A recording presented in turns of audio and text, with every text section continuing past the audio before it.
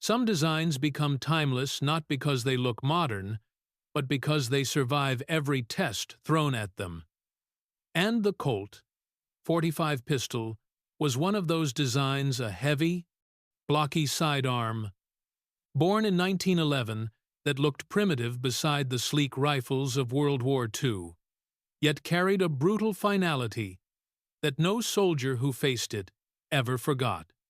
At first, the Japanese troops laughed at it, mocking its weight and calling it an outdated American toy, unsuited for real war. Believing their long Arisaka rifles and gleaming bayonets, steeped in tradition and discipline, made them superior in the jungles of the Pacific, where humidity soaked everything. Rifles swelled with moisture, and men fought not only enemies, but insects, mud, and the dense thicket that swallowed entire squads.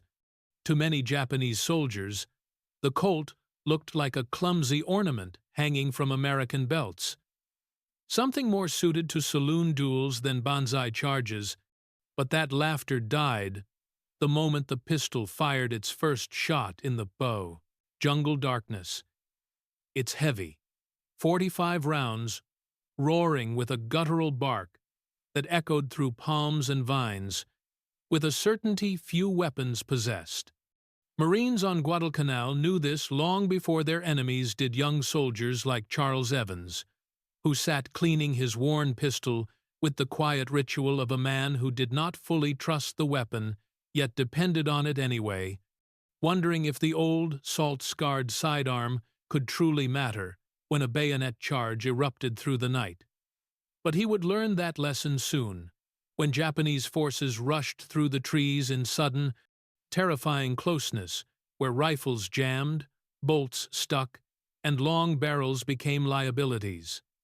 In those flashing moments of pure chaos, Evans drew the Colt from his hip and fired into the charging figures, the muzzle flash exploding in the darkness, the recoil slamming into his wrist, and the enemy collapsing mid-stride as the power of the .45 caliber proved itself with shocking finality, teaching Evans and countless Marines that this pistol, once mocked, was built not for elegance but for survival. The Japanese, who prized courage and cold steel, had not expected a sidearm to halt their momentum so violently, but the Pacific War was fought at 5 feet, not 50. Inside caves, bunkers, and tangled vines where rifles were too long and bayonets too unwieldy. And so, the Colt became the weapon that saved foxholes, machine gun nests, and entire squads when charges broke the American line. As reports of its stopping power spread among Marines and through captured Japanese diaries, respect replaced doubt.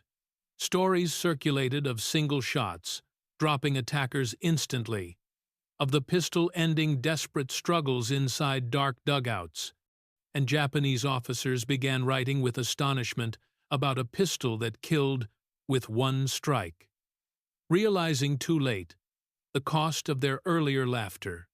Island by island, Guadalcanal, Tarawa, Saipan, Peleliu, Iwo Jima, the Colt carved its legend, fired in cramped tunnels, where Marines crawled with flashlights in one hand and pistols in the other, discharged in blind corners, where a rifle could not aim, its 7 heavy rounds acting as final lifelines in night assaults, when ammunition ran low and the enemy was already upon them. Evans, who once doubted the pistol, grew to trust it more than his rifle, cleaning it nightly with a reverence shaped not by pride but by memory, remembering faces, flashes, and the weight of each trigger pull, understanding that survival often depended on those 7 chances.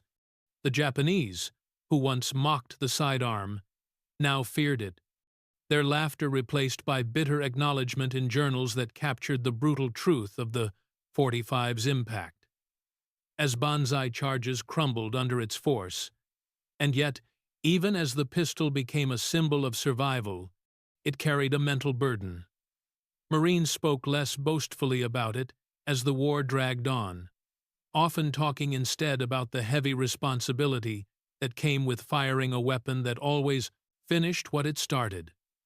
By war's end, the Colt, 45, was no longer a backup weapon, but a battle-forged companion, whose legacy lived not only in statistics, but in the memories of men like Evans, who returned home with the echo of its blast, forever etched in his mind, later showing the aged pistol to his grandson with only the soft words, "It kept me alive," for he could not describe the jungle shadows, the sounds, or the silence that followed its shots.